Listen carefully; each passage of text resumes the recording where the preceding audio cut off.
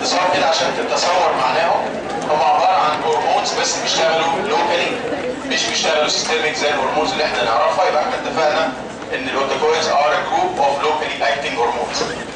ازاي بقى بنقسم الاوتاكويدز؟ عندنا اكتر من طريقه، لكن يمكن الطريقه السهله اللي موجوده عندنا في الكتاب بنقسمهم على حسب الكيميكال ستراكشر. بمعنى ايه بقى؟ عندي مجموعه من الاوتاكويدز جايه من امينو اسيدز، والمجموعه دي سموها مجموعه الاماينز او الاماين ديريفاتيفز. وتحت العنوان ده هيبقى عندنا 2 اوتاكويدز، واحد فيهم اسمه الهستامين هنبدا بيه ان شاء الله النهارده، والتاني اسمه السيروتونين. وخلي بالك السيروتونين ده اسم قديم شويه، لما نتكلم عنه ان شاء الله في المحاضره اللي جايه بقى هقول لك ان هو الاسم العلمي بتاعه او الاسم الكيميائي بتاعه اسمه 5 هيدروكسي تريبتامين، يسموه اختصارا 5-HT. وعلى فكره كلمه سيروتونين حتى الاسم نفسه لما لاحظوا زمان ان في ماده بتطلع بتعمل فازو كونستريكشن، والماده دي موجوده في البلاد او في السيرم فسموها كده سيرو، مقصود بيها انها درايف فروم ذا سيرم، وتونين لانها بتعمل فازو كونستريكشن. المجموعه الثانيه مجموعه يقول عليها الفازو اكتيف بيبتايدز، ومن الاسم كده واضح ان هم دي اكت اون ذا بلاد فيسلز، عشان كده سموهم فازو اكتيف. وبما ان هم بيبتايدز يبقى هم عباره عن بروتين ان نيتشر، فلو هستخدمهم كادويه، لو هيستخدموا از دراجز، انت عارف كويس قوي ان اي دواء بيبتايد او بولي بيبتايد او بروتين ان نيتشر از نيفر جيفن اورالي. لو فكرت في دي اورال هيحصل له دايجيشن باي ذا بروتيوليتيك انزيمز، وبالتالي كلهم لازم يتاخدوا عن طريق الحقن. المجموعه دي بتشمل حاجه اسمها الفازو كونستريكتور ايجنتس، ويمكن اشهرهم ان شاء الله في المنهج ماده اسمها انجيوتنسين 2. فاكرينها؟ جايه منين دي بقى؟ جاي من اول خالص كده من انجيوتنسينوجين. ده جاي منين؟ بتصنع فين؟ من الليفر. بيشتغل عليه انزيم او هرمون او زي ما تحب تسميه بقى، اللي هو الرينين، بيحوله لبيبتايد اصغر شويه اسمه انجيوتنسين 1. والانجيوتنسينوجين والانجيوتنسين 1 ار بوث ان اكتيف كومباوندز، ما لهمش اي قيمه، لكن لما بيتحول من انجيوتنسين 1 لانجيوتنسين 2 ده الاكتيف بيبتايد. طبعا كلكم عارفين عن طريق الانجيوتنسين كونفرتنج انزيم بيعمل حاجات مهمه قوي قوي، هنعرفها ان شاء الله بالتفصيل لانها مهمه كمان في الكارديو فاسكولار فارماكولوجي. عندنا ماده اسمها الفازو بريسن، هو مكتوب الحقيقه مع الاوتاكويدز، لكن هو مينلي ايه الفازو بريسن ده؟ هرمون، مش كده؟ اللي هو اسمه برافو عليك الانتي دايوريتيك هرمون. يبقى ده مش هنتكلم عليه ان شاء الله في الجزء بتاع الاوتاكويدز. عندنا حاجات ثانيه مهمه ظهرت في الطب قريب زي الاندوثيلين وغيره. دي المجموعه اللي بتعمل فازو كونستريكشن. اللي بيعمل فازو دايلاتيشن يمكن اشهرهم بالنسبه لنا في المنهج الكاينينز. هنسمع عن البراديكاينين، ليه دور مهم قوي في الانفلاميشن والالرجي والبين. مش مهم الباقي بقى، هتلاقي الفي اي بي والنيوروتنسين وحاجات اسامي غريبه كده ملهاش حتى مكان في المنهج بتاعنا. يبقى دي مجموعه نمره 2 اسمها الفازو اكتيف بيبتايدز. المجموعه الثالثه انا رايي ان شاء الله وهنستاذن برضه الدكتوره منى ان دي مجموعه مهمه قوي الحقيقه، عايزين نخليها بدري عشان ما نتزنقش في الوقت ونكروتها يعني، اللي هي المجموعه اللي هي فاتي اسيد ديريفاتيفز. يبقى في مجموعه كانت جايه من امينو اسيدز هيستامين وسيروتونين، في مجموعه عباره عن بولي بيبتايد سواء الدايليتور او الكونستريكتور على البلاد فيسلز، في مجموعه جايه من فاتي اسيدز. اللي جاي من فاتي اسيد في حاجه منهم طبعا مهمه في الطب لكن في المنهج مش مهمه قوي، اسمها البليتد اكتيفيتنج فاكتور، اسمها اختصارا كده الباف BAF. الماده دي ليها دور في حاجات كتير، يمكن اهمها البرونكيال ازمه. يعني دايما حط في ذهنك كده ان الباف ده واحد من الميديتورز اللي ممكن تكون هي سبب الازماتيك اتاكس في بعض الناس. الاهم منها بقى مجموعه اسمها الايكوزانويدز. ايكوزانويدز سمعنا عنها قبل كده في البايوكيمستري. الاسم ده معناه ايه؟ ايكوزا دي معناها برافو عليك، وايونويد او اينويد معناها دبل بوند، يعني الكربون اتومز عددهم 20 وفي بينهم دبل بوند، فعشان كده سموا الاسم الغريب ده الايكوزانويدز. الايكوزانويدز هتشمل مجموعات مهمه قوي، اهمها طبعا البروستاجلاندينز او البروستانويدز بانواعهم بقى، الجي والاتش والاي والاي والاف وغيره. وفي حاجه اسمها ثرومبوكسان A2، طبعا كلكم فاهمين او سمعتوا عنه ان ليه علاقه بالهيموستاسيس. ده بيعمل فازو كونستريكشن جامد وبيعمل اجريجيشن اوف بليتلتس. ده ان شاء الله هيتقال بالتفصيل بقى بعد كده، ونعرف الادويه اللي بتشتغل على الايكوزانويد باثوي. نبدا بقى ان شاء الله النهارده نتكلم على اول اوتاكويد اللي هو الهيستامين. برضه وانت بتذاكر هتذاكره طبعا يعني الى حد ما، هتقرا كده وتفهم ان غالبا اسئلته بتبقى مالتيبل multiple choice، يعني صعب قوي ان في الفارما تسيب الادويه كلها واسالك على الهستامين. لو اعتبرناه زي اي كيميكال ترانسميتر بنتكلم فيه على السينثيسيس، لو فاكرين بقى لما اتكلمنا عن اسيتايل كولين او نور ادرينالين او غيره، بنتكلم على الستورج بتاعه، بنتكلم على ازاي بيحصل له ريليز. الفيت بتاع الهستامين مش موجود في الكتاب فمش مهم قوي، وبعدين نتكلم على حاجه مهمه قوي فيه اللي هي الفارماكو داينامكس. الهستامين ده جاي منين بقى؟ الهستامين بيتصنع في الجي اي تي من البكتيريا الفلورا وبيتاخد مع الاكل، لكن المصدرين دول ما لهمش قيمه لان هو بيتكسر بعد كده في الليفر او بيتكسر حتى في الجي اي تي. انا اللي يهمني بقى الهستامين اللي بيتصنع جوه الماست سيلز والبيزوفيلز. اهم مكان بالنسبه لي في هستامين هو الماست سيلز والبيزوفيلز، وبيتصنع الهستامين هنا من امينو اسيد لو عايز تعرفه واسمه الهستidine. هو ده البريكيرسر بتاع الهستامين، بيتحول لهستامين في خطوه واحده عن طريق انزيم اسمه هيستidine دي كاربوكسيليز. يبقى انا عرفت الهستامين ده موجود في اماكن كتير، انا يهمني اللي موجود في الماست سيلز والبيزوفيلز، وعرفت طريقه تصنيعه بسيطه جدا، جاي من امينو اسيد اسمه الهستidine بالتحديد الايزومر، بيتحول عن طريق الهستidine دي كاربوكسيليز الى هستامين. موجود في كل مكان على فكره في الجسم الهستامين، لكن دايما الكميه الكبيره قوي منه موجوده في الميكوزا بتاعت الجي اي تي، موجوده في الابيديرمز اوف ذا سكين، موجوده في اللنج، موجوده في البرين. يبقى هو اباندنت او موجود بشكل كبير قوي في اماكن معينه زي الاماكن دي. لو جينا نتكلم على الستورج سهله بقى، هو موجود جوه الماست سيلز والبيزوفيلز، متخزن جواها، وغالبا بيبقى كومبلكس مع الهيبرين. كلكم فاكرين الماست سيلز والبيزوفيلز ممكن تبقى فيها حاجه من الحاجات المهمه قوي كانتي كواجولانت، فدايما تلاقي الهيبرين والهستامين موجودين على شكل كومبلكس مع بعض. الحاجه اللي تهمني ان شاء الله في مذاكره الهستامين ازاي بيحصل ريليز الهستامين. معرفش لو فكرنا كده شويه ايه اللي يخلي الماست سيلز يحصل لها رابتشر ويحصل ريليز الهستامين اللي متخزن جواها.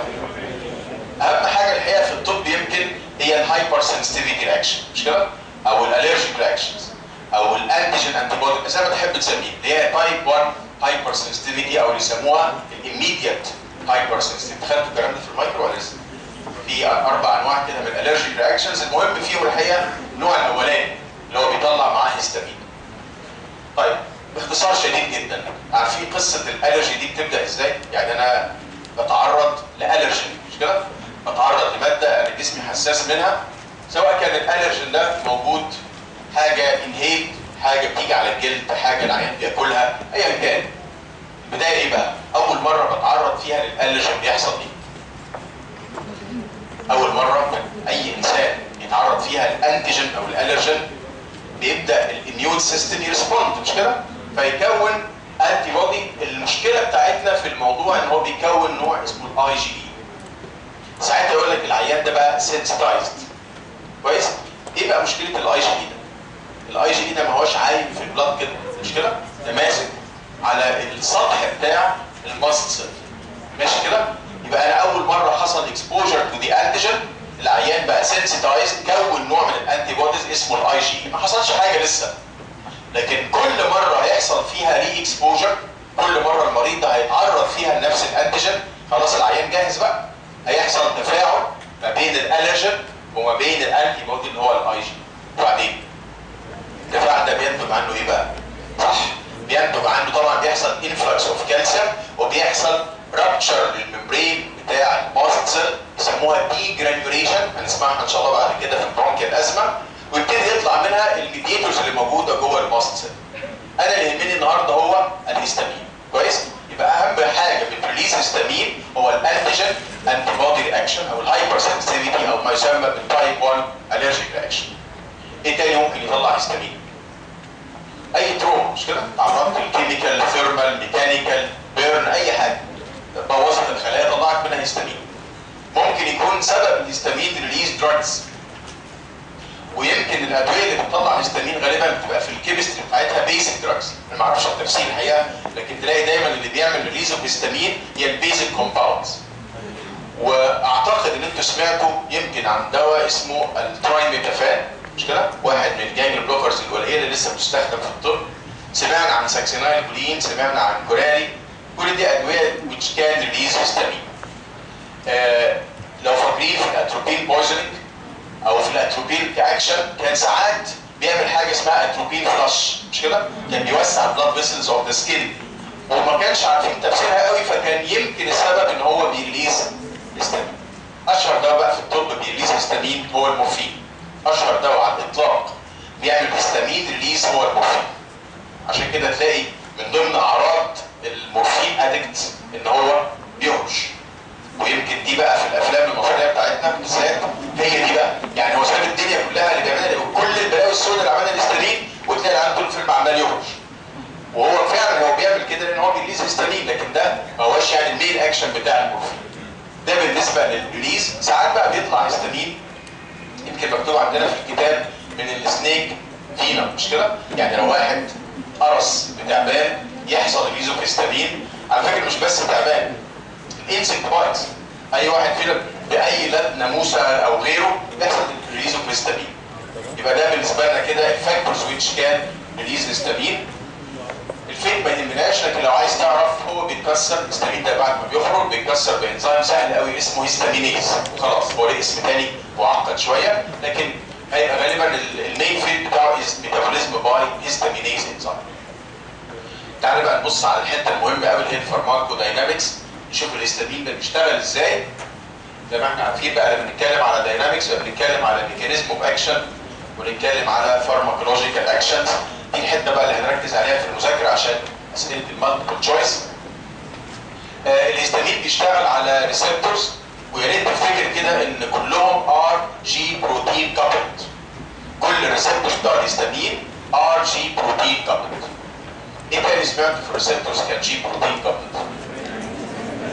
كل المسكرينات كانوا جي بروتين كابلد، وكل الادرينرجين مش كده؟ الالفا والبيتا كانوا كابلد بقى، يا اما جي كيو يا اما جي اس يا اما جي اي وهكذا. امال النيكوتينيك كانوا ايه؟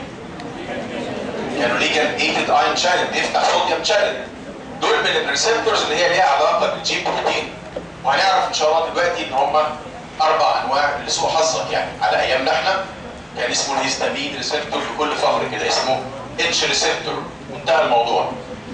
مع تقدم بقى الكلام بقى في عندنا نوعين، اتش 1 واتش 2، وبرضه عشان تعرف انت دي حظك وحش بقوا 3 كمان وبقى 4 اخيرا يعني. يبقى في عندنا 4 سب تايبس اوف هيستامين ريسبتورز، بيتقسموا طبعا 1 2 3 4 زي ما سمعنا مثلا في الماسكرينيك او الالفا او البيتا. هنقول كده بسرعه بقى الاماكن اللي موجود فيها، اهم الاماكن اللي موجود فيها كل نوع بريسبتور، ومعلش هنيجي في الاخر بقى نجمع مع بعض كده الفارماكولوجيكال اكشنز. هي موجوده في الكتاب وموجوده في الجدول بشكل حلو قوي، بس عشان تبقى دايما كده مترتبه. اول نوع من الريسبتورز اللي هو الاتش 1، خلي بالك ان ده اهم نوع في الالرجي، اهم نوع بيعمل اعراض الالرجي هنسمعها ان شاء الله مع بعض دلوقتي، اللي مسؤول عنها غالبا شغل الهيستامين على الاتش 1.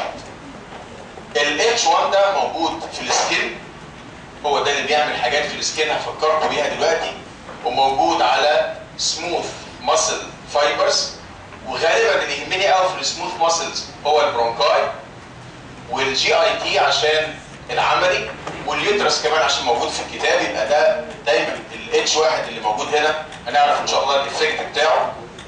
عندنا من الاماكن المهمه قوي الاندوثيليوم بتاع البلاد فيسلز، وعندنا برضو من الحاجات اللي تهمنا السي ان اس.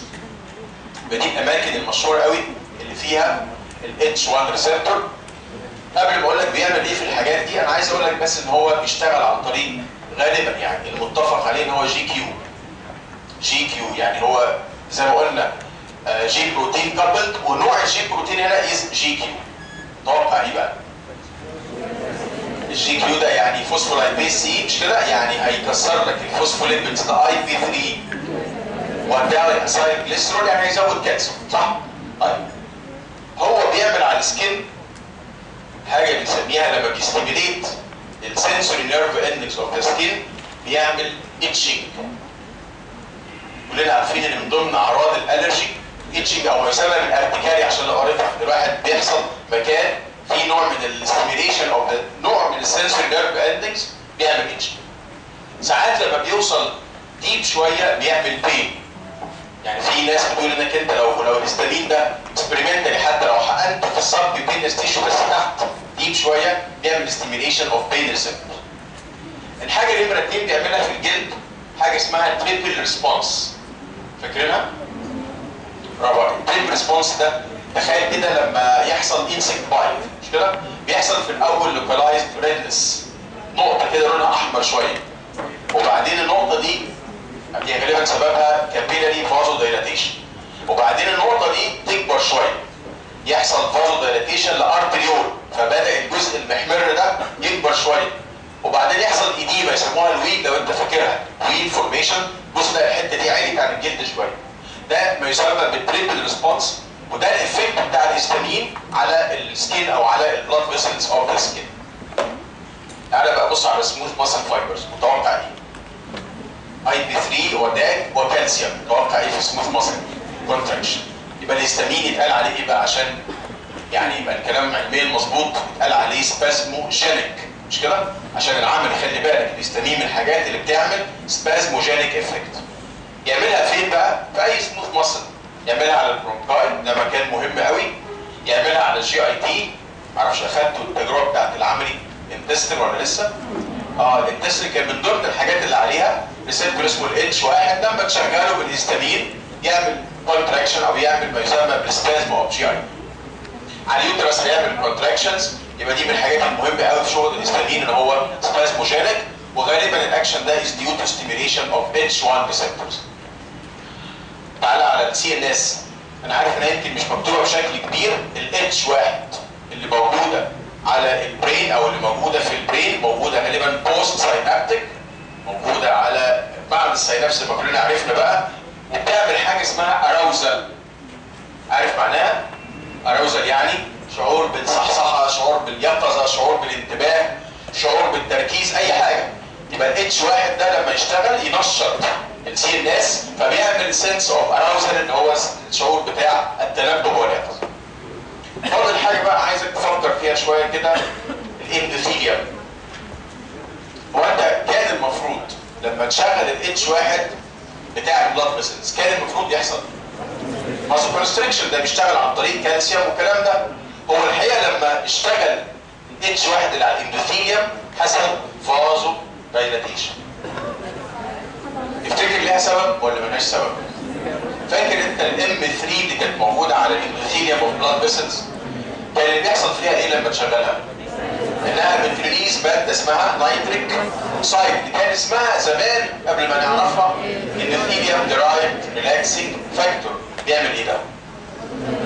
صح، ده بيديفيوز كده لحد ما يوصل للسموث ماسلز بتاعه البلاد فيسلز وينشط انزيم اسمه جوانيليت سايكليز، فيحول الجي دي بي الى سايكليك جي ام بي، فيعمل فيري باورفول فازو دايلاتيشن.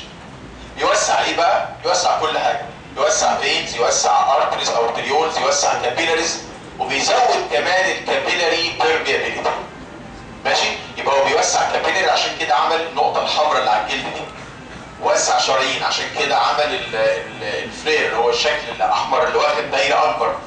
وزود الكابيلاري بيرميابيليتي فعمل اديمه اللي احنا سميناها من شويه الويل فورميشن. يبقى ده الافكت بتاعه على الاندوثيليوم، ده من الحاجات المهمه قوي.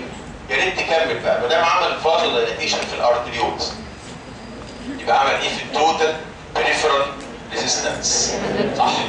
طب يا ترى هيقلل بلاد بريشر سيستوليك ولا دايستوليك؟ الاثنين. السيستوليك ده كان يساوي كارديك اوتبوت بريزيستنس، والدايستوليك معتمد فقط على ريزيستنس، يبقى هو هيوطي الضغط، مش كده؟ عندك دليل على ان الهستامين بيوطي الضغط؟ برافو عليك، انافيلاكتيك شوك ده ممكن يوطي الضغط لدرجه ان هو يجيب لي شوك، مش كده؟ غالبا السبب بتاع الفازو دايلاتيشن والهايبوتنشن الجامد up to shock is due to stimulation of the H1 receptors. تعالى بقى بص كده على ال H2، هي بتشتغل جي اس. انت سمعت بالمناسبه بس عشان تجمع كده معايا، مين في الريسبتورز كان جي كيو؟ كان الالفا واحد، مش كده؟ والام واحد والام 3، طبعا ما عدا الام 3 بتوع الاندوثيليوم ده كانت قصه مختلفه. طيب جي اس مين اللي كان الريسبتور اللي عدى عليه جي اس بروتين كابل؟ كل البيتا، كلهم بيتا 1 2 و3. يعني ايه بقى جي اس دي؟ يعني بيعمل ستيميليشن اوف ادينايل سايكليز الجسم يحول لك الاي تي بي الى سايكليك اي بي، هو اللي بيعمل كل الاكشنز بعد كده. طيب اهم اماكن موجود فيها الاتش 2 هو موجود في السي ان اس، بس يا ريت نفتكر ان الريسبتور الاهم في السي ان اس هو الاتش 1، وعامل زيه كده موجود بوست ساينابتيك وبرضه بينبه شويه. موجود على البرايتال سيلز اوف ذا ستومك، يمكن دي اهم مكان نتكلم فيه عن اتش 2 ان شاء الله. اتش 2 هي اهم ريسبتور موجود على البرايتال سيل، ولما يشتغل هنعرف ان شاء الله ان هو بينشط حاجه اسمها البروتون بامب اللي هي بتطلع الحمض بتاع المعده. عليها ايه تاني البرايتال سيل دي؟ صح، عليها ام 1. يعني تقدر النهارده تقول لي مجموعتين ادويه يعالجوا البيبتيك ألسر؟ انا عارف ان الام 1 لما بيشتغل بيطلع حمض، وعرفت النهارده معلومه مهمه قوي ويمكن اهم ريسبتور شغال هو الاتش 2. يبقى هل دي انتي ماسكارينيك صح؟ او انتي اتش 2 بلوكر، حاجه تقفل الاتش 2 هناخدهم ان شاء الله في البيبتيك ألسر. طيب المكان الثالث موجود على البلاد فيسلز، سواء بقى اندوثيليوم او مش اندوثيليوم مش هتفرق قوي، لكن موجود على البلاد فيسلز وبرضه بيعمل شويه فازو دايلاتيشن، لكن المين ريسبتور هو الاتش 1 المسؤول دايما عن الفازو دايلاتيشن. عشان العملي بقى افتكر ان الاتش 2 ده موجود كمان على الهارت. هيعمل ايه بقى في الهارت؟ عامل زي البيتا 1 بالظبط. يعني حتى في العمل كده لو حطيت هيستامين على الهارت كانك حطيت ادرينالين، ده هيشغل البيتا 1 وده هيشغل الاتش 2، الاثنين مع بعض كده لما يشتغلوا يبقى جي اس يعني سايكليك ام بي، يعني كالسيوم كتير جوه القلب فيعمل، برافو عليك، يزود كل الكاردياك بروبرتيز، يزود الهارت ريت، سيرتابيليتي، كوندكشن، كونتراكشن، كاردياك اوتبوت، كل حاجه كده. نيجي بقى للاتش 3، مش مهم قوي يعني الاتش 3 والاتش 4 لكن برضه احتياطي، الاثنين مع بعض بيشتغلوا عن طريق جي اي. الاثنين دول اكت باي جي اي بروتين، زي مين كده في الريسبتورز القديمه؟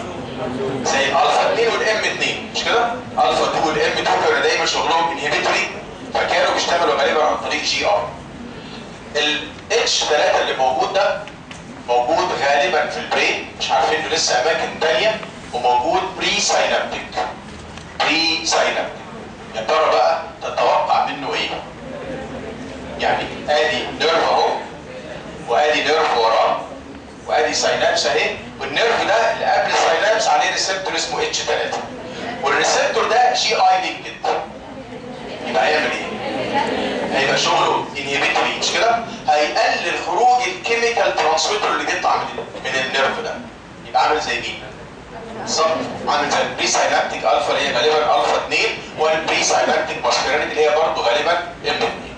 يبقى ده دوره اوتو ريجوليشن اوف كيميكال ترانسميتر ريليز. الاتش 4 ده اخر واحد بقى مكتشف ولسه عليه كلام كتير قوي. المكان اللي مفترض ان هو موجود فيه مؤكد هو الليكوسايتس. موجود بقى على بيزوفيلز، موجود على انواع ثانيه، السي دي 4 اللي هم الليمفوسايتس وغيره. ده بيبقى غالبا ليه علاقه بالمالتيبليكيشن بتاع الليكوسايتس، هو ممكن يكون متحكم في عمليه المالتيبليكيشن او الديفيجن بتاعها. يمكن يكون ليه علاقه بالريليز اوف سايتوكاينز، انت عارف ان الليمفوسايتس والليكوسايتس عموما بتطلع كيميكالز كتير قوي اسمهم سايتوكاينز زي الانترفيرونز وغيرهم. جايز يكون ده بيكنترول ذا ريليز اوف سايتوكاينز. في ناس بتقول انه ليه علاقه بالكيموتاكسز، عارفينها؟ اللي هي الاتراكشن بتاع الفاجوسيتك سيلز بالذات من البلد للمكان اللي فيه انفلاماتوري رياكشن. بيقال ان يمكن يكون الاتش 4 ده ليه دور في عمليه الكيموتاكسس كمان، يبقى هو ليه دور بالديفيجن بتاع الخلايا، ليه دور بالريليز اوف سايتوكاينز، وليه دور كمان بالكيموتاكسس. وعرفنا بقى ان هو عامل زي الاتش 3 كده بيشتغل عن طريق جي اي بروتين. يبقى عرفنا كده الاماكن بالريسبتورز. اتفضلي. برافو عليك، اللي موجود في الفوميتنج سنتر هو غالبا هيبقى اتش 1، وبرضه زي ما قلت لك كده موجود بوست ساينابتيك وهيبقى دوره اكسايتاتوري مش كده؟ يعني لما يشتغل يخلي الفوميتنج سنتر ينشط فاحس ان في نوزيا او فوميتنج. طيب نقدر بقى كده نجمع الاكشنز بتاعت الهيستامين لو كده، يعني لو حبينا كده نقول نمره 1 مثلا سكين، نمره 2 عشان بس الاهميه يعني، نمره 2 ستومك، نمره 3 سموث ماسل فايبرز، نمره 4 كارديو فاسكولار سيستم، نمره 5 سي ان اس. هقول لك واحده نمره 6 كده فكرنا اقولها لك بقى بالمره، يمكن مش موجوده وما لهاش اهميه قوي دلوقتي، لكن عشان نبقى قلنا كل حاجه في الهيستامين. على سكيل بيعمل ايه؟ بيعمل هيتشنج، ولو ديب شويه يعمل بين، ويعمل حاجه اسمها تريتمنت ريسبونس اللي هو الشكل بتاع الالرجي. مين الريسبتور المسؤول عن الاكشن اوف هيستامين اون ذا سكين؟ غالبا اتش واحد.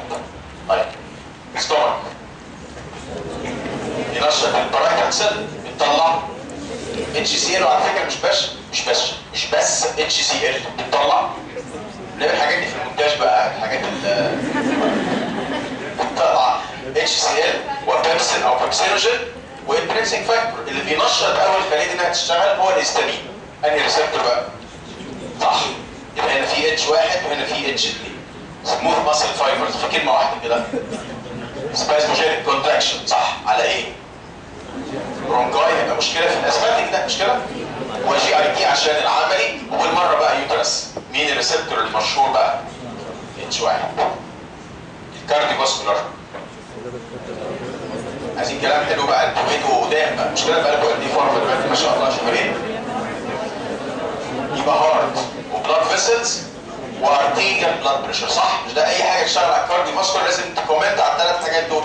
على الهارت صح، بوزيتيف كل حاجه، اينو ودرومو وكرونو وكل حاجه. مين الريسبتور المسؤول؟ صح، اتش 2. على البلاد فيسلز برضه دايليتيشن. دي ايه بقى؟ كابيلاريز وارتريول. مش بس بيدايليت، ده بيعمل حاجه ثانيه، لما بيوسع الكابيلاريز يزود كابيلاري بيرميابيليتي. صح، الريسبتور المسؤول عن الموضوع ده اتش 1 مينلي، لكن اتش 2 معاه، وهتعرف الكلام ده ان شاء الله في العمل تجربه البلاد بريشر. يبقى اللي بيوسع البلاد فيسلز اتش 1 بلس اتش 2. طيب بلاد بريشر، وعايزك تفكر بقى البلاد بريشر ده ادي اهو كارديك اوتبوت في توتال بريفرال ريزيستنس. يعني لو بنتكلم عن عايز سيستوليك ولا ستوليك مفيش بالك. هو اكيد قلل التوتال بريفرال ريزيستنس الفازودايليتيشن. طيب صح، زود الكارديك اوتبوت. ليه بقى؟ هو ايه ده؟ يعني السؤال ده كان متوقع قوي بالدرجات دي. هو زود الكارديك اوتبوت لسببين. السبب الاولاني انه شغل الاتش 2 مباشره كده. السبب الثاني الله ينور عليك ريفلكس. صح، لما الضغط يقل شويه الهارت يشتغل اعلى. طيب النت ريزلت بقى، لما اقول لك الهيستامين عمل ايه في الارتيريال بلاد بريشر؟ بالظبط كده، الهيستامين بيعمل هاي بوتنشال، وقلت لك الدليل اللي عمرك ما هتنساه، ممكن يدخل عيان في انفلاكتيك شوك. طيب على سي ان اس، برافو عليك، بيعمل اراوزل. الريسبتور المسؤول اساسا عن الصحصحه اتش 1. مين يقول لي بقى اكشن تاني؟ صح، ممكن يديوس نوزيا فوميتنج. تمام، الاتش 1 اللي موجوده في السي تي زد. واكشن تالت بيعمل اوتو ريجوليشن اوف نيورو ترانسميتر ريليز. مش هو البري ساينابتيك ده بيعمل كده لما يشتغل؟ بيتحكم في افراز الكيميكال ترانسميتر. صح، يبقى هو بيعمل نوزيا فوميتنج بالاتش 1 اللي موجود على السي تي زد انتوا نفسكم اللي قلتوها، وبيعمل الاراوزل وده مهم قوي بالاتش 1، وبيعمل كمان نوع من الكنترول اوف نيورو ترانسميتر ريليز. طيب نمره 6 بقى هي مش مهم قوي بس بالمره بقى، هو بيزود ريليز اوف كاتيكولامينز فروم ذا ادرينال ميدالا. يخلي الادرينالين والنور ادرينالين يطلعوا من الادرينال ميدالا بشكل كبير. ليها استخدام زمان دي ولا ملهاش استخدام؟ هو الحقيقه الميكانيزم مش واضح قوي عشان ما تشغلش بالك، هل هو دايركت افكت ولا هل هو ريفلكس لما الضغط بيوطى؟ مش مشكله بقى. المهم ان هو لقوا ان الهيستامين من الحاجات اللي ممكن تريليز كاتيكولامينز من الميدالا. صح، فاستعملوه في تشخيص الفيو كروموسايتوم. ايه رايك؟ اختبار حلو ده؟ الاختبار اللي هو بتاع زمان ده اللي هو المرحوم الله يرحمه كان عنده فيه كروموسايتوما. يعني انا عايز اشخصه فرحت مديله حقنه هيستامين تحت الجلد، ضغطه عالي قوي وجاله نزيف من المخ ومات، بس انا شخصته الحمد لله عرفت ان هو كان عنده ايه؟ فيه كروموسايتوم. فلا يستخدم طبعا. ده بالنسبه للفارماكولوجيكال اكشنز. ما عادش الهيستامين استعمالات في الطب حاليا. هتلاقي كتاب القسم كاتب كده جمله حلوه قوي، الثيرابيوتيك يوز او الانديكيشنز نون. بس فكر معايا كده، هو كان ممكن يستخدم في ايه؟ زمان انا قلت لك واحده منهم مش كده؟ في تشخيص الفيو كروموسايتوم. لا هايبرتنشن يعني ما حصلتش ان هو يستخدم في علاج الهايبرتنشن. انت عارف الناس اللي عايز تختبر البرايتال سيلز عندهم يعرف يطلع حمض ولا لا؟ كانوا بيدوهم هيستامين. كويس؟ يعني هيستامين كده ويشوف الريسبونس بتاع البرايتال سيلز، يبقى تو تيست الجاستريك اسيديتي، وكان بيتاخد صح في تشخيص البرونكيال ازمه. في تشخيص البرونكيال ازمه ويعمل برونكوسبازم، فممكن يدخل عيان الاسباتيك في اتاك. المهم ان هو بقى حاليا يعني من حسن حظنا ان هو لا يستخدم في الطب. طيب خلص كده الهيستامين، تعالى بقى على الحاجه المهمه قوي. اتفضل. السيستوليك غالبا بيقل غالبا، يعني هو زاد ده شويه وده وسع الشرايين قوي فقل شويه، النيتريزم غالبا حتى ده ممكن يقل شويه. ولو زاد انت عرفت التفسير، يعني لو لقيت السيستوليك عالي شويه يبقى الكفه بتاعت الكارديك سبيريشن اعلى من الفازو دايلاتيشن. السؤال بقى اللي هو بتاع هاو تو انتاجونايز دي فارماكولوجيكال اكشنز اوف هيستامين. كان في حد عندنا من الاساتذه ربنا يديله الصحه يعني كان دايما يسال السؤال ده في الشفوي، دايما اللي يدخلوا شفوي يقول له هاو تو انتاجونايز دي فارماكولوجيكال اكشنز اوف هيستامين. انا عايزك انت تفكر معايا بقى، يعني سيبك من الكتاب، فكر كده هو القصه بدات بايه؟ القصه بدات ان انا تعرضت لانتيجين صح؟ وبعدين الاميون سيستم راح مكون انتي بودي اسمه اي جي اي. مشكلته ايه بقى الاي جي اي ده؟ زي ما قلنا ان هو اتاتشد تو ذا ماست سيل ميمبرين. المره الجايه لما يمسكوا في بعض الانتيجين والانتي بودي هتيجي على دماغ الماست سيل هنا هتفرقع ويطلع منها الهيستامين يشتغل على الاتش 1 والاتش 2 اللي هم اهم ريسبتور. انا غششت كل حاجه. هاو تو انتاجونايز دي اكشنز اوف هيستامين، ازاي اخلي الهيستامين ما يخرجش، ازاي اخليه ما يشتغلش. فكر كده من الاول بقى. طبعا في حاجات بروفيلاكتيك مش كده؟ ان انا امنع الاكسبوجر تو دي انتيجين صح؟ انا عرفت في البرونكيال ازمه انا عرفت خلاص ان انا مع تغيير الفصول واضطراب وحبوب اللقاح ومش عارف الاكل والشرب هم اللي بيجيب لي اتاك اوف الرجي، اتجنبها. طب افرض خلاص الانتيجين دخل، ما خليش الاميون سيستم يكون اي جي اي صح؟ قد ايه؟ برافو عليك، ادي حاجه اميونو سبريسنت اشهرهم طبعا الكورتيزون. كويس، ادي حاجه. طيب وخلي بالك ان الكورتيزون مش بس بيمنع الانتي بودي فورميشن، ده بيمنع شويه كمان انتيجين انتي بودي اكشن، بيبقى حلو قوي. ايه كمان؟ انا عايز الماست سيل دي ايه؟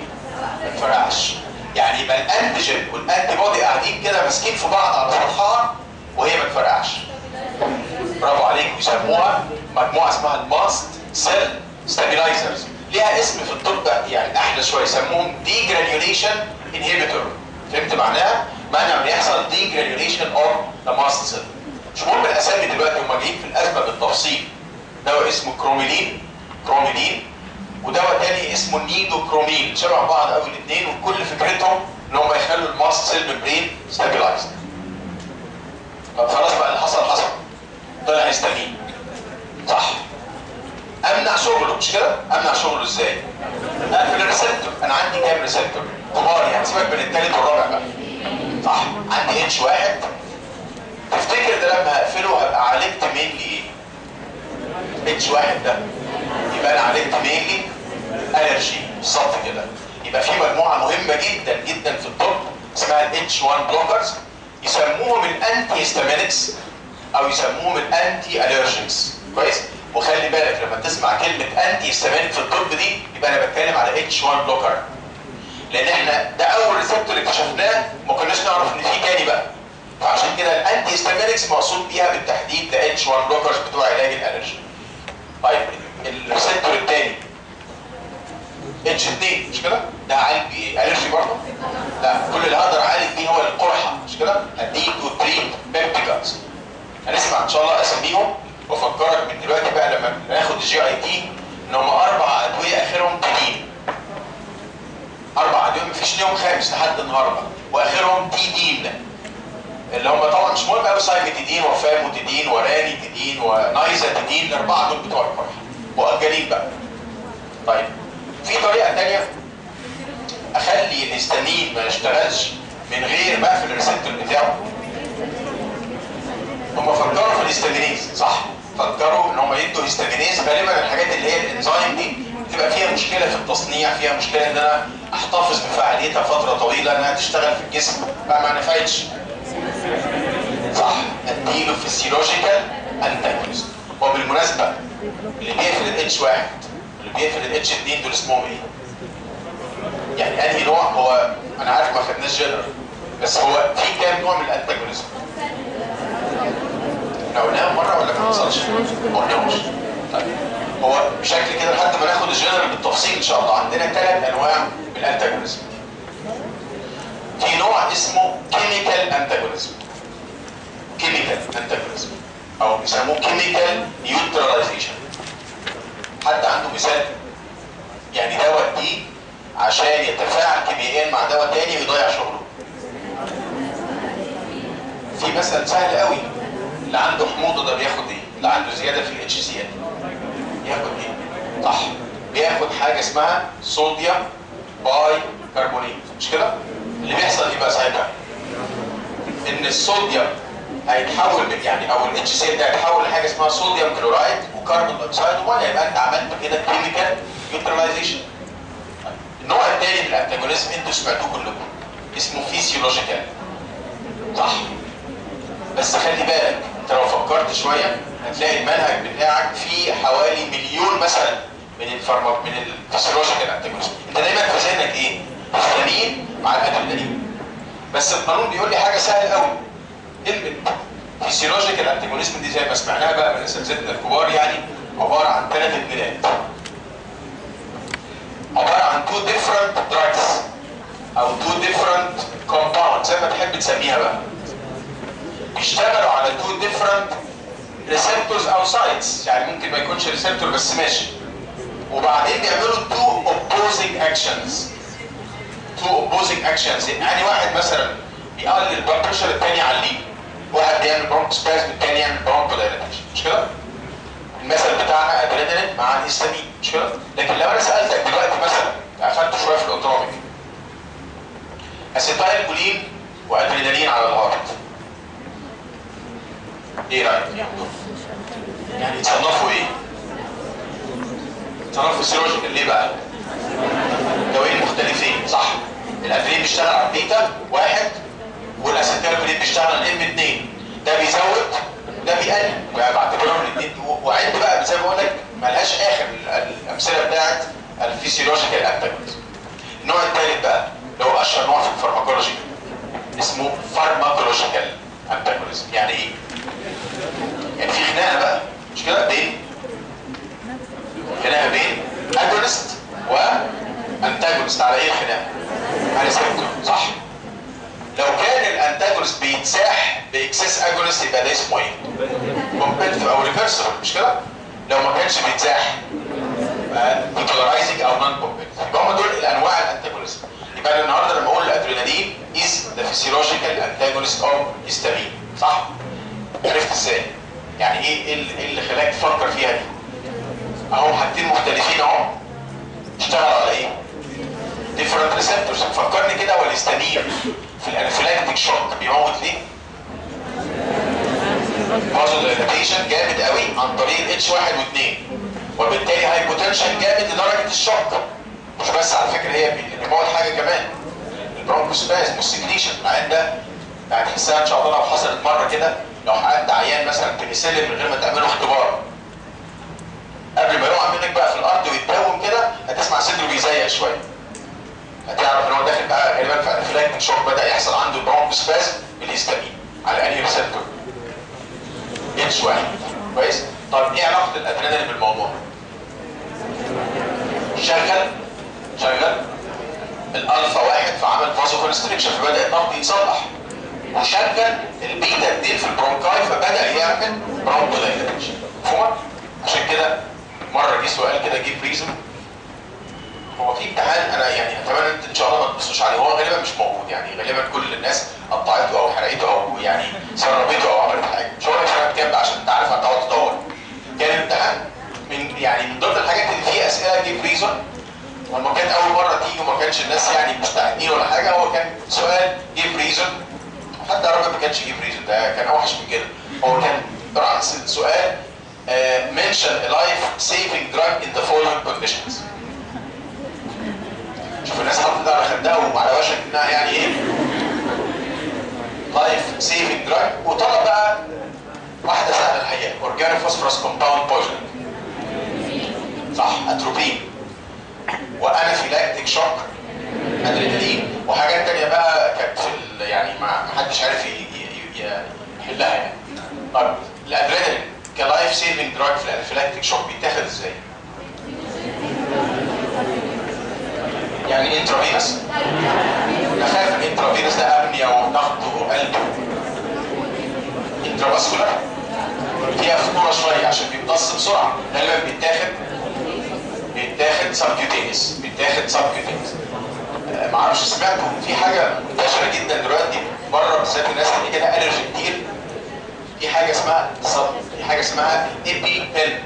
انا خايف اعرف ان شاء الله يعني وقعت مفيش مشكله ان شاء الله يعني. في حاجه اسمها الايبي بيل، عارفين قلم الانسولين؟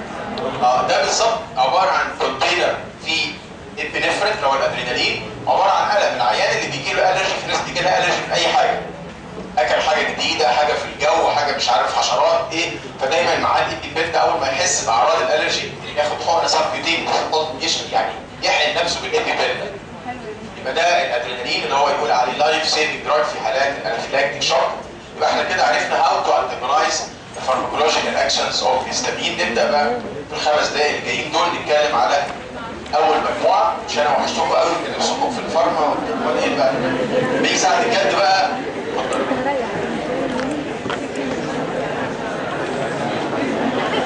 هو سؤال حلو قوي، هو انا اقدر استعمل الاتش 1 بلوكر كودايليتر بروكر؟ هو نظريا صح، بس لما نيجي ناخد البرونك الازمه ان شاء الله هنعرف ان المين ميديتور في البرونك الازمه مش هيستامين، بيطلع حاجه اسمها ليكوترايز وكلام كده زي الباقي اللي قلناه النهارده. فدايما الانتي هيستامينكس في الازمه ما هماش الدواء المهم. 5 دقايق بس ان شاء الله هنخلص، هنتكلم على الانتي هيستامينكس. لا اتفضل.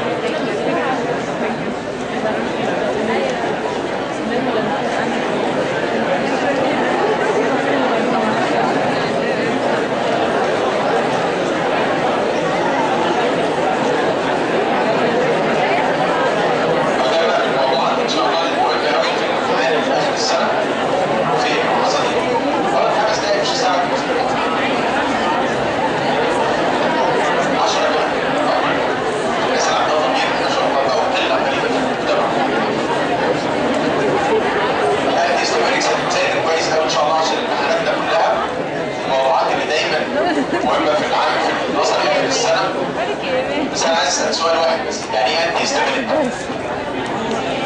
يعني دواء بيشتغل باي بلوكينج اتش 1 صح؟ أقدر أسميهم كده بكل فخر يعني أنتي أليرجيك دراجز. كويس؟ الموضوع بقى فيه يعني فيه نقط ملهاش أهمية كتير قوي، السورس بتاعهم كلهم ار سينثيتيك دراجز، مفيش حاجة ناتشرال. من حسن حظنا مش علينا الكيمستري بتاعهم لان هو صعب شويه، اتلغى بقى خلاص من المنهج، مش مهم.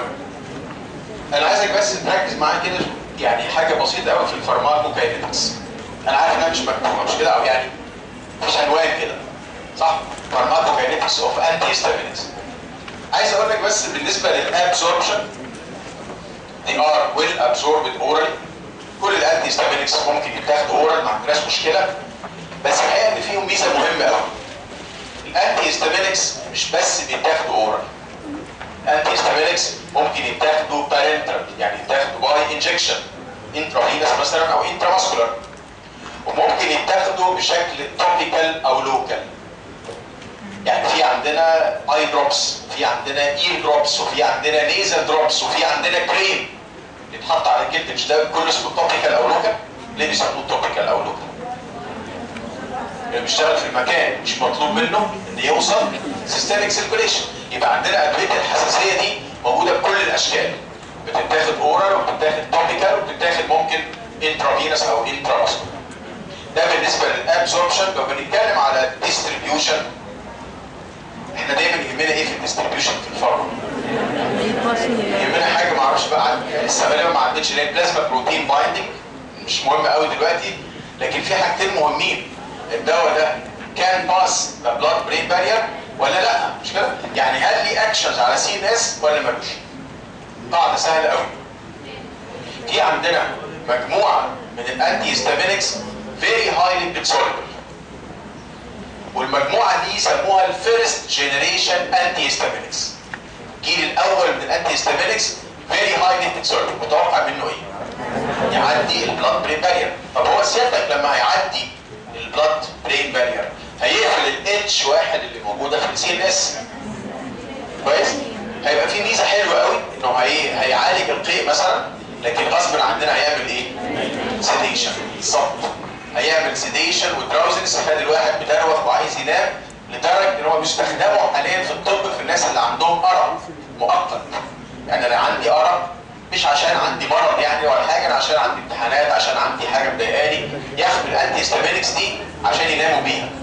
يبقى الجيل الاول من الانتي هيستامينكس يقول عليه كلمه صح اكيد، اسمه سيديتنج انتي هيستامينك، مش كده؟ لانه بيكان باس البلاد برين بارير، ولما يعدي هيقفل الاتش واحد وينيم. طيب الجيل الثاني بقى هم اخترعوه ليه؟ عشان يعالج الالرجي من غير ما انام، صح؟ انتوا جربتوا تاخدوا انتي هيستامينكس من القدام دول؟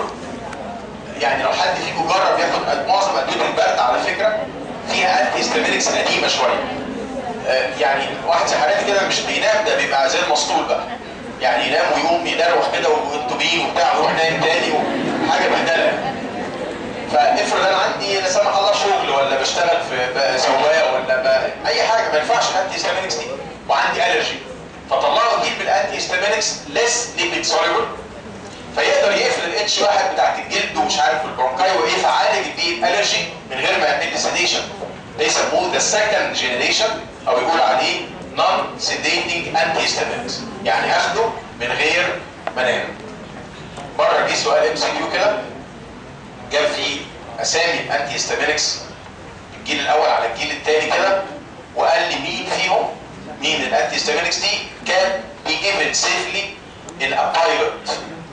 واحد طيار بقى ان شاء الله وعنده شويه برد وهياخد انتي هيستامينك، ياخد ايه بقى؟ ياخد اللي بينيم طبعا، مش كده؟ ولا طبعا ياخد سكند جنريشن لو ما بيعملش ستيشن ولا بروسس. طيب ايه تاني في الديستريبيوشن يهمني؟ ايه تاني غير انه بيعدي البلاد برين بارير او لا؟ بلاسنتا بارير. طيب وارجوك بس ركز معايا عشان ما تغلطش في الشفوي ان شاء الله. المجموعه دي من الانتي هيستامينكس، وعلى فكره معظم الادويه زي ما انتم سمعتوا كان باس ذا بلاسنتا بارير. الكلام بقى هل هي سيف في الحوامل ولا تيراتوجينيك؟ يعني هل بتعمل تشوهات في الجنين ولا ما بتعملش حاجه؟ كتاب القسم عندنا اظن كده هتلاقي في اخر الكلام تحت خالص كده في نمره 4 في الادفيرس افكتس مكتوب ايه؟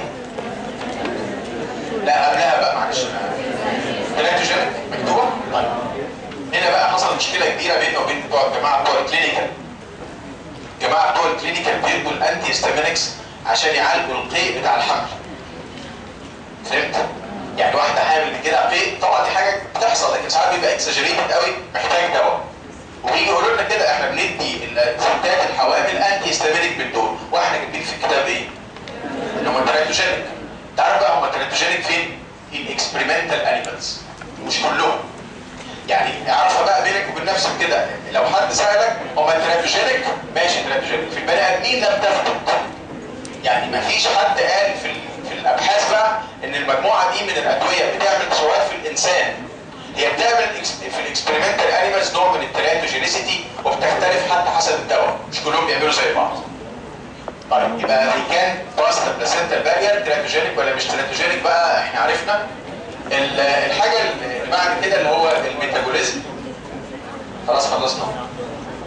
يحصل لهم ميتابوليزم باي ذا ليفر. طبعا انت عارف طبعا اشهر مجموعه انزيمز اللي بيسموها الهيباتيك مايكروزومال انزيمز. سؤال بس اخير، مين فيهم يتكسر اسرع وبالتالي هيبقى الديوريشن بتاعته اقل؟ الجيل الاول ولا الجيل الثاني؟ الاول اشمعنى؟ كل ما كان الدواء ليك سوليبل كل معرض للميتابوليزم اسرع، مش كده؟ يبقى دايما هتلاقي الفيرست جنريشن ده الديوريشن بتاعته اقصر كتير من السكند جنريشن. بعد كده الميتابولايتس بتنزل عن طريق اليورين، وعلى فكره في شويه بالذات من الجيل الاول ينزلوا في البريست ميلك. تعمل ايه دي؟ يعني الام عندها برد وبتاخد انتي هيستامينيك من الجيل الاول وبترضع، فيجي الراجل من بره يلاقي الاثنين نايمين، وده طبعا مش عايز اقول لك دي لحظه سعاده كبيره قوي. الست نايمه عشان الانتي هيستامينيك والتاني نايم عشان الانتي هيستامينيك برضه عدى مع البريست ميلك وعمل نفس الفكره سيديشن ودراوزنس. شكلنا كده هنضطر نكتفي بهذا القدر. ان شاء الله يوم الاحد هنحاول ناخد